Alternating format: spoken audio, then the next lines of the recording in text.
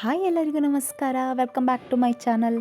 ಇವತ್ತು ನಾನು ನಿಮಗೆ ಹೋಟೆಲ್ ಸ್ಟೈಲ್ನಲ್ಲಿ ಪೂರಿ ಮತ್ತು ಸಾಗುವನ್ನು ಯಾವ ಥರ ಮಾಡಬೇಕಂತ ತಿಳಿಸ್ಕೊಡ್ತೀನಿ. ಬಟ್ ವಿಡಿಯೋನ ಸ್ಟಾರ್ಟ್ ಮಾಡೋಕ್ಕಿಂತ ಮುಂಚೆ ದಯವಿಟ್ಟು ಯಾರೆಲ್ಲ ಇನ್ನೂ ನನ್ನ ಚಾನಲ್ಗೆ ಸಬ್ಸ್ಕ್ರೈಬ್ ಮಾಡ್ಕೊಂಡು ಆಗಿಲ್ಲ, ದಯವಿಟ್ಟು ಸಬ್ಸ್ಕ್ರೈಬ್ ಮಾಡ್ಕೊಳ್ಳಿ. ಯಾಕಂದರೆ ನನ್ನ ಲಾಸ್ಟ್ ವೀಡಿಯೋಸ್ಗೆ 1000+ ವ್ಯೂಸ್ ಬಂದಿದೆ. ಬಟ್ ನನ್ನ ಚಾನಲ್ಗೆ ಅದರಲ್ಲಿ ಸಬ್ಸ್ಕ್ರೈಬ್ ಆದವರು ಓನ್ಲಿ ಒಂದು 100 ಜನ ಅಷ್ಟೇ. ದಯವಿಟ್ಟು ಇನ್ನೂ ಯಾರೆಲ್ಲ ಸಬ್ಸ್ಕ್ರೈಬ್ ಮಾಡ್ಕೊಂಡಿಲ್ಲ ದಯವಿಟ್ಟು ಸಬ್ಸ್ಕ್ರೈಬ್ ಮಾಡ್ಕೊಳ್ಳಿ. ಅದರಿಂದ ನಿಮಗೆ ನಾನು ಏನೆಲ್ಲ ಹೊಸದಾಗಿ ವೀಡಿಯೋಸ್ನ ಅಪ್ಲೋಡ್ ಮಾಡ್ತೀನಲ್ವ ಅದು ಬೇಗ ನೋಟಿಫಿಕೇಷನ್ ಸಿಗುತ್ತೆ, ಬೇಗ ವಾಚ್ ಮಾಡ್ಬೋದು. ಯಾಕಂದರೆ ಇವಾಗ ಹಬ್ಬ ಸ್ಟಾರ್ಟ್ ಆಗ್ತಾ ಇದೆ. ಸೊ ಹೊಸ ರೀತಿಯ ಕಜ್ಜಾಯಗಳನ್ನು ರೆಸಿಪಿಗಳನ್ನು ಮಾಡಿ ಹಾಕ್ತಾ ಇರ್ತೀನಿ. ಅದರ ಸಲುವಾಗಿ ಬನ್ನಿ ಯಾವ ಥರ ಮಾಡೋದು ಅಂತ ನೋಡ್ಕೊಂಬರೋಣ. ಫಸ್ಟು ನಾವು ಪೂರಿಗೆ ಸಾಗುನ ಮಾಡ್ಕೊಳ್ಳೋಣ. ಇಲ್ಲಿ ನಾನೊಂದು ಪ್ರೆಷರ್ ಕುಕ್ಕರ್ನಲ್ಲಿ ಒಂದು ಆಲೂಗಡ್ಡೆ, ಹಾಗೆ ಕ್ಯಾರೆಟು, ಹಾಗೆ ಕಾಲಿಫ್ಲವರು, ಹಾಗೆ ಹಸಿರು ಬಟಾಣಿಗಳನ್ನು ನಾನು ಸಣ್ಣದಾಗಿ ಹೆಚ್ಚಿಟ್ಕೊಂಡಿದ್ದೀನಿ. ಹೆಚ್ಚಿಟ್ಕೊಂಡ್ಬಿಟ್ಟು ಇವಾಗ 3 ವಿಷಲ್ನ ಹಾಕಿಸ್ತೀನಿ. ಈ ಟೈಮಲ್ಲಿ ನಾನೇನು ಮಾಡ್ಕೋತೀನಿ ಅಂತ ಆದರೆ ಸಾಗುಗೆ ಬೇಕಾದ ಮಸಾಲನ ರುಬ್ಕೋತೀನಿ. ಇದಕ್ಕೆ ನಾನೇನು ತೊಗೊಂಡಿದ್ದೀನಿ ಅಂತ ಹೇಳಿದ್ರೆ ಸ್ವಲ್ಪ ದಾಲ್ಚಿನ್ನಿ ಅಕ್ಕೆ, ಸ್ವಲ್ಪ ಪಲಾವ್ ಎಲೆ, ಒಂದು ಹೆಸರಷ್ಟು, ಹಾಗೆ ಸ್ವಲ್ಪ ಕಾಯಿ ತುರಿ, ಹಾಗೆ ಸ್ವಲ್ಪ ಹಸಿಮೆಣಸು, ಕೊತ್ತಂಬರಿ ಸೊಪ್ಪು, ಹಾಗೆ ಟೊಮೆಟೊ ಇಷ್ಟನ್ನು ತೊಗೊಂಡು ರುಬ್ಕೋತೀನಿ. ನಾನು ಇದನ್ನು ಕ್ಯಾಪ್ಷನಲ್ಲಿ ಮೆನ್ಷನ್ ಮಾಡಿರ್ತೀನಿ ಏನೆಲ್ಲ ಹಾಕಿದ್ದೀನಿ ಅಂತ ಹೇಳಿ, ಸೊ ನಿಮಗೆ ಈಸಿ ಆಗುತ್ತೆ ನೋಡಿ. ಈ ಥರ ರುಬ್ಕೊಂಡಿದ್ದೀನಿ ನಾನು. ಇವಾಗ ನಾನೇನು ಮಾಡ್ತೀನಿ, ಒಂದು ಸ್ಟೋವಲ್ಲಿ ಒಂದು ತವಾನ ಇಟ್ಕೋತೀನಿ. ತವಾನ ಇಟ್ಕೊಂಡ್ಬಿಟ್ಟು ಇದಕ್ಕೆ ಸ್ವಲ್ಪ ಆಯಿಲನ್ನು ಹಾಕ್ತಾಯಿದ್ದೀನಿ. ಲೈಕ್ ನಾವಿವಾಗ ಒಗ್ಗರಣೆ ಹಾಕ್ತೀವಲ್ವ ಅದೇ ಥರ ಮಾಡಬೇಕಾಗತ್ತೆ. ಇದಕ್ಕೆ ನಾನು ಸ್ವಲ್ಪ ಹಸಿಮೆಣಸು, ಹಾಗೆ ಸ್ವಲ್ಪ ಬೆಳ್ಳುಳ್ಳಿ, ಹಾಗೆ ಉದ್ದಿನಬೇಳೆ, ಹಾಗೆ ಜೀರಿಗೆ, ಹಾಗೆ ಸಾಸಿವೆ ಇದಿಷ್ಟನ್ನು ಹಾಕಿಬಿಟ್ಟು ಫ್ರೈ ಮಾಡ್ಕೋತೀನಿ ಸ್ವಲ್ಪ ಹೊತ್ತು. ಇದು ನೋಡಿ ಈ ಥರ ಫ್ರೈ ಮಾಡ್ಕೊಳ್ಬೇಕಾಗತ್ತೆ. ಯಾಕಂದರೆ ಬೆಳ್ಳುಳ್ಳಿ ಹಾಕಿರ್ತೀವಲ್ಲ ಅದು ಸ್ವಲ್ಪ ಅಂದರೆ ಅದರದ್ದು ಹಸಿ ವಾಸನೆ ಇರುತ್ತೆ, ಅದು ಹೋಗಬೇಕಾಗತ್ತೆ.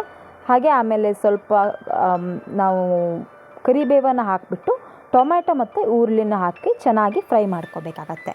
ಒಂದು 2-3 ನಿಮಿಷ ಫ್ರೈ ಮಾಡಿ ಆದಮೇಲೆ ಇದಕ್ಕೆ ನಾವೇನು ರುಬ್ಬಿಟ್ಕೊಂಡಿದ್ದೀವಲ್ವ ಆ ಮಸಾಲಾನ ಹಾಕ್ಕೊಂಡು ಫ್ರೈ ಮಾಡಬೇಕಾಗತ್ತೆ. ಈ ಮಸಾಲ ತುಂಬ ಜಾಸ್ತಿ ಹೊತ್ತು ಮಾಡಿ, ಯಾಕೆ ಅಂತ ಹೇಳಿದ್ರೆ ಇದು ಹಸಿ ವಾಸನೆ ಇರುತ್ತೆ. ನಾವೇನು ರುಬ್ಕೊಂಡಿರ್ತೀವಲ್ವ ಆವಾಗ ಅದೆಲ್ಲ ಹಸಿ ವಾಸನೆ ಹೋಗಬೇಕಾಗತ್ತೆ. ಅದ್ರ ಸಲುವಾಗಿ ನೋಡಿ ಇಲ್ಲಿ ಈ ಥರ ಏನು ಮಾಡ್ತಾಯಿದ್ದೀನಿ ಅಂತ ಹೇಳಿದ್ರೆ ಕರೆಕ್ಟಾಗಿ ಫ್ರೈ ಮಾಡಿಕೊಂಡು ಆಮೇಲೆ ನಾವೇನು ತರಕಾರಿನ ಬೇಯಿಸಿಟ್ಕೊಂಡಿದ್ವಲ್ವ ಅದನ್ನು ಹಾಕ್ತಾಯಿದ್ದೀನಿ. ಅದನ್ನು ಹಾಕ್ಬಿಟ್ಟು ಚೆನ್ನಾಗಿ ಮಿಕ್ಸ್ ಮಾಡಬೇಕಾಗತ್ತೆ ಅಷ್ಟೆ. ಈ ಥರ ಮಿಕ್ಸ್ ಮಾಡಬೇಕಾಗತ್ತೆ. ಈ ಥರ ತುಂಬ ಈಸಿಯಾಗಿ ಮಾಡಬಹುದು. ನೀವು ಇದನ್ನು ಬೇಕಿದ್ರೆ ಈರುಳ್ಳಿ ಅಥವಾ ಬೆಳ್ಳುಳ್ಳಿನ ಸ್ಕಿಪ್ ಮಾಡಿ ಕೂಡ ಮಾಡ್ಬೋದು, ತುಂಬ ಚೆನ್ನಾಗಿ ಬರುತ್ತೆ. ಯಾಕೆ ಅಂತ ಹೇಳಿದ್ರೆ ಅಲ್ಲಿ ನಾವು ಪಲಾವ್ ಎಲೆನ ಯೂಸ್ ಮಾಡಿರ್ತೀವಲ್ವ ಅದ್ರ ಸಲುವಾಗಿ. ಇವಾಗ ರುಚಿಗೆ ತಕ್ಕಷ್ಟು ಉಪ್ಪು, ಹಾಗೆ ಇಲ್ಲಿ ಬೆಲ್ಲನ ಯೂಸ್ ಮಾಡ್ತಾಯಿದ್ದೀನಿ.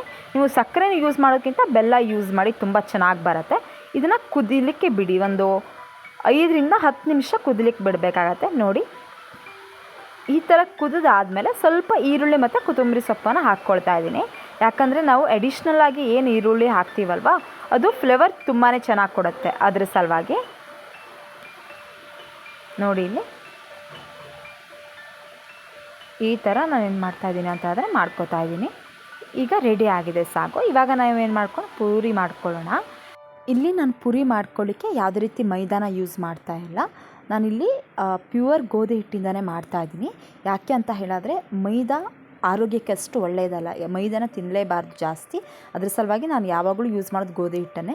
ಬಟ್ ಎಲ್ಲರಿಗೂ ಡೌಟ್ ಇರುತ್ತೆ ಗೋಧಿ ಹಿಟ್ಟು ಮಾಡಿದ್ರೆ ಚೆನ್ನಾಗಿ ಬರುತ್ತೋ ಇಲ್ಲೋ ಅಂತ ಹೇಳಿ. ಬಟ್ ಖಂಡಿತವಾಗ್ಲೂ ಕೂಡ ಚೆನ್ನಾಗಿ ಉಬ್ಬಿ ಬರುತ್ತೆ ಪೂರಿ, ಮತ್ತು ತುಂಬ ಸಾಫ್ಟಾಗಿ ಕೂಡ ಬರುತ್ತೆ. ನಾನು ನೋಡಿ ಇಷ್ಟು ಗೋಧಿ ಹಿಟ್ಟನ್ನು ಕಲಸಿಟ್ಕೊಂಡಿದ್ದೀನಿ. ನಾರ್ಮಲಾಗಿ ನಾನು ನೀರನ್ನೇ ಯೂಸ್ ಮಾಡಿದ್ದೀನಿ, ಅಂದರೆ ಕೋಲ್ಡ್ ನೀರನ್ನೇ ಯೂಸ್ ಮಾಡಿದ್ದೀನಿ. ಅದನ್ನು ಹಾಟ್ ವಾಟರ್ ಏನು ಯೂಸ್ ಮಾಡಿಲ್ಲ ನಾನು. ನೋಡಿ ಲಟ್ಸ್ಕೋತಾ ಇದ್ದೀನಿ.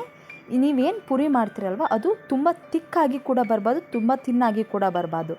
ಸೊ ಮೀಡಿಯಮಲ್ಲಿ ಇರಬೇಕು. ನೋಡಿ ಇಲ್ಲಿ ಈ ಥರ ಬರಬೇಕಾಗತ್ತೆ. ಈ ಥರ ಬಂದಾಗ ತುಂಬಾ ಚೆನ್ನಾಗಿ ಬರುತ್ತೆ ಪೂರಿ, ತುಂಬ ಸಾಫ್ಟಾಗಿ ಕೂಡ ಬರುತ್ತೆ. ನೋಡಿ ಇಲ್ಲಿ ತೋರಿಸ್ಕೊಡ್ತೀನಿ ನಿಮಗೆ. ಇವಾಗ ನೋಡಿ ತುಂಬ ಚೆನ್ನಾಗಿ ಬರುತ್ತೆ ಪೂರಿ ಮಾತ್ರ. ನೋಡಿ ಇಲ್ಲಿ ನಾನು ಯಾವುದೇ ರೀತಿ ಮೈದಾ ಸ್ವಲ್ಪನೂ ಕೂಡ ಯೂಸ್ ಮಾಡಿಲ್ಲ. ಹಾಗೆ ನಾನು ನಾರ್ಮಲ್ ಆಗಿರೋ ನೀರನ್ನೇ ಯೂಸ್ ಮಾಡಿದ್ದೀನಿ. ಹಾಟ್ ವಾಟರೇನು ಕೂಡ ಯೂಸ್ ಮಾಡಿ ಹಿಟ್ಟನ್ನು ಕಲಿಸ್ಕೊಂಡಿಲ್ಲ.